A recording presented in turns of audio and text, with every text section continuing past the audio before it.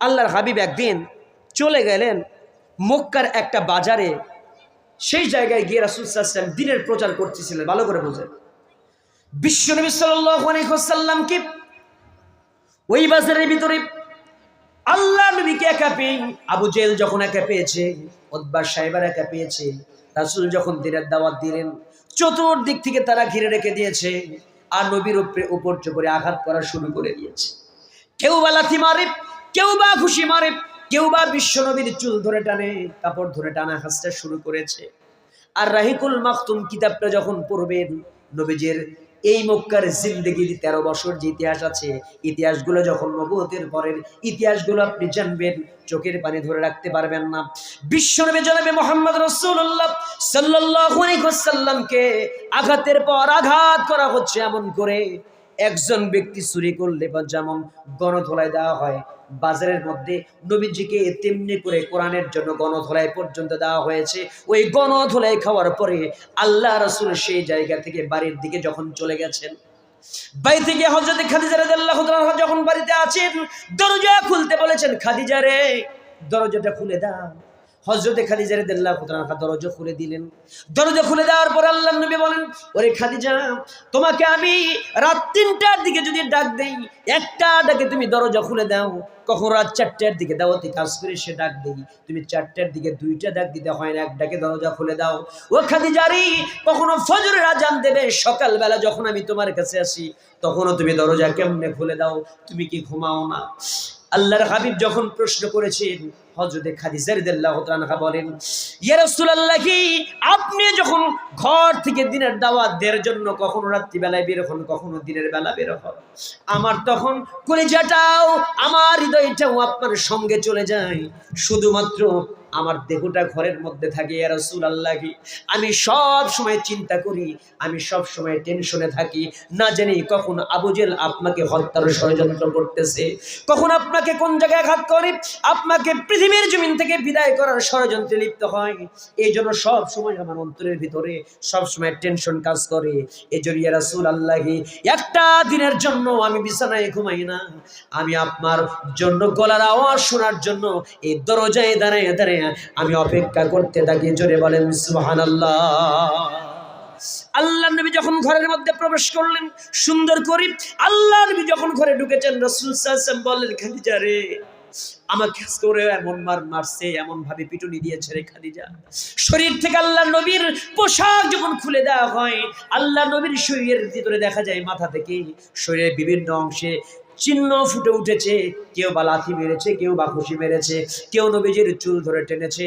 এমন আঘাতের পর আঘাত যখন আল্লাহ নবীর উপরে করা হয়েছে, আল্লাহ রাসূল সাল্লাল্লাহু আলাইহি ওয়াসাল্লামকে বিছানার মধ্যে তখন শায়িত করা হয়েছে।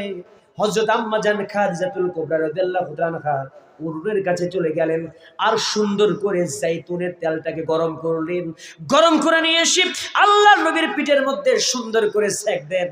বারবার যখন সেক দিচ্ছে, আমার রাসূল তখন বলেন, খাদিজা রে, ও খাদিজা, এই মক্কার মানুষ নবীকে চিনল না, এই মক্কার মানুষ মুহাম্মদ রাসূলুল্লাহ সাল্লাল্লাহু আলাইহি ওয়াসাল্লামকে না চিনে এমন ভাবে আঘাত করলো, এমন ভাবে আমাকে নির্যাতন করলো। যেই দেশের মানুষ নবীকে আঘাত করে, নবীকে কষ্ট দেয়, ওই দেশের মানুষের উপরে কোনোদিন ওই সমস্ত ব্যক্তিদের উপরে আল্লাহর রহমত নাজিল হতে পারে না। ওদের জন্য ভয়াবহ অবস্থার সামনে অপেক্ষা করছি। আল্লাহ নবী সাল্লাল্লাহু আলাইহি ওয়াসাল্লামকে এমন করে যখন আঘাত করা হয়, নির্যাতন করা হয়, আমার রাসূল সাল্লাল্লাহু আলাইহি ওয়াসাল্লামকে শারীরিক আঘাত করা হয়, মানসিক আঘাত করা হয়। লম্বা কথা আমি বলবো না, শুধু আমি বুঝাই দিচ্ছি, আয়াতের তাফসীরটা এইভাবে আমি করতে চাই। আমার রাসূল সাল্লাল্লাহু আলাইহি ওয়াসাল্লামকে বিভিন্নভাবে নির্যাতন করা হয়েছে। রাসূল সাল্লাল্লাহু আলাইহি ওয়াসাল্লামকে কখনো একা পেয়ে মাথার মধ্যে পাথর দিয়ে মাথা ফেটে দিয়েছে। বিশ্বনবী সাল্লাল্লাহু আলাইহি ওয়াসাল্লাম এরকম করে মাথা ফাটিয়েছেন, তবুও কোরআনের দাওয়াত দেওয়া বন্ধ করেন নাই। এমন নির্যাতনের মধ্যে আল্লাহ নবী একদিন ঘরের মধ্যে শুয়ে আছেন, আর একজন সাহাবীকে ডেকে ডেকে বলেন, কে আসো তোমরা, আজকে রাত্রিতে আমি একটু সুন্দর করে ঘুমাতে যাব। একজন ব্যক্তি কি কেউ আছে, কোন সাহাবী? আমার আজকে সিকিউরিটি দেবে, নিরাপত্তা দান করবে, আজকে সুন্দর করে আমি ঘুমাবো, আমাকে সিকিউরিটি দেওয়ার জন্য কোন সাহাবী কে আছে? তাফসীরে ইবনে কাসিরের ভিতরে এসেছে, একজন সাহাবী তখন সুন্দর করে তলোয়ারটাকে উঁচু করলেন, আর তলোয়ারের তো খোপ থাকে, ওই তলোয়ার যেখানে রাখা হয় তলোয়ারের সেই খোপ সহ সুন্দর করে উঁচু করে এমনি করে ঝাঁকিয়ে দিলেন যাতে ঝনঝন শব্দ পর্যন্ত আল্লাহর নবীর কর্ণকুহরে পৌঁছে গেল। বিশ্ব নবীর কানের মধ্যে চলে আসলো। এই সময় তাফসীরের ভিতরে লেখা আছে আল্লাহ রাসূল সাল্লাল্লাহু আলাইহি ওয়াসাল্লামকে সাহাবী বলছেন, ইয়া রাসূলুল্লাহি, আজকে সারা রাত আপনি সুন্দর করে ঘুমাবেন, আমি আপনাকে সিকিউরিটি দেওয়ার জন্য উন্মুক্ত তলোয়ার নিয়ে দাঁড়িয়ে থাকবো। জোরে বলেন সুবহানাল্লাহ। বিশ্বনবী সাল্লাল্লাহু আলাইহি ওয়াসাল্লাম যখন সুন্দর করে ঘুমিয়ে পড়বেন, কিছুক্ষণ পরে আল্লাহ নবী বিছানার মধ্যে শুয়ে গেলেন, ঘুমিয়ে যাবেন, ঘুমিয়ে গেলেন। এমন সময় আল্লাহ রাব্বুল আলামিন ওহী নাজিল করলেন। হঠাৎ করে রাসূল ঘুম থেকে জাগ্রত হয়ে আল্লাহ নবী সাহাবীকে ডেকে ডেকে বলতেছেন, ও সাহাবী রে, তোমার আর আমার কাছে থাকার দরকার নাই। আল্লাহ রাব্বুল আলামিন সুন্দর করে আমার জন্য আয়াত নাজিল করে দিয়েছেন, জানিয়ে দিয়েছেন, ইয়া আইয়ুহার রাসূল বাল্লিগ মা উনজিলা ইলাইকা মির রাব্বিক ওয়া ইন লাম তাফআল ফামা বাল্লাগতা রিসালাতাহু ওয়াল্লাহু ইয়াসিমুকা মিনান নাস। ইয়া রাসূলুল্লাহি আল্লাহু ইয়াসিমুকা মিনান নাস, মানুষের সমস্ত ক্ষতি থেকে, অনিষ্ট থেকে আমি আল্লাহ আপনাকে নিরাপত্তা দেব, সিকিউরিটি দেব। বলেন তো, যেই ব্যক্তিকে আল্লাহ নিরাপত্তা দিতে চায়, যেই ব্যক্তি সিকিউরিটি আল্লাহ নিজেই দেওয়ার ঘোষণা করে, পৃথিবীর সব শক্তি যদি তাকে হত্যা করতে চায়, তাকে খুন করতে চায়, এই পৃথিবীর কোনো শক্তি কি আছে যে সেই ব্যক্তিকে হত্যা করতে পারে? আল্লাহ নবী বলে, সাহাবী, তোমার আর আমার কাছে থাকার দরকার নাই, তুমি বাসায় চলে যাও, আল্লাহ নিজে আমার জন্য যথেষ্ট। ইন্নাল্লাহা মা'ানা, আমার জন্য তো আল্লাহই যথেষ্ট। হাসবুনাল্লাহ নি'মাল ওয়াকিল ফানি'মাল মাওলা ওয়া নি'মান নাসির। আল্লাহ রাসূল সাল্লাল্লাহু আলাইহি ওয়াসাল্লাম সেই জায়গায় আল্লাহর উপর ডিপেন্ডেবল হয়ে গেলেন। আয়াত নাযিল হলো, ওই সাহাবী চলে গেলেন, রাসূল সাল্লাল্লাহু আলাইহি ওয়াসাল্লাম চলে যেতে বললেন। প্রিয় ভাই আমার, এরকম নির্যাতন রাসূল সাল্লাল্লাহু আলাইহি ওয়াসাল্লামকে করা হয়েছিল, তবুও কি আল্লাহর হাবিব এই নির্যাতনের একের পর এক নির্যাতনের স্টিমরোলার চালানোর পরেও ইসলাম থেকে, দ্বীনের প্রচারণা থেকে কখনো তিনি সরেছেন? কখনো তিনি এখান থেকে বাইরে চলে গেছেন? না। কারণ কি? তিনি স্বপ্ন দেখতেন। কোন স্বপ্ন দেখতেন?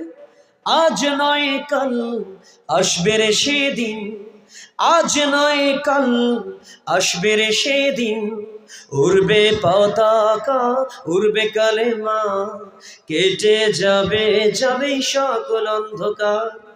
উড়বে পতাকা, উড়বে কালেমা, কেটে যাবে যাবে সকল অন্ধকার। আকাশে বাতাসে বাজবে সুখের বিন, আকাশে বাতাসে বাজবে সুখের বিন, আজ নয় কাল আসবে রে সেদিন, আজ নয় কাল আসবে রে সেদিন। চলতে হবে সাহস নিয়ে সেই আশাতে বুকে, ডাকতে হবে ধৈর্য নিয়ে আল কোরআনের পথে। চলতে হবে সাহস নিয়ে সেই আশাতে বুকে, ডাকতে হবে ধৈর্য নিয়ে আল কোরআনের পথে। যুগ বদলের গানে হাজার নবীর প্রাণে, যুগ বদলের গানে হাজার নবীর প্রাণে, স্লোগানে স্লোগানে আসছে রে নবীন, স্লোগানে স্লোগানে আসছে রে নবীন। আজ নয় কাল আসবে রে সেদিন, আজ নয় কাল আসবে রে সেদিন।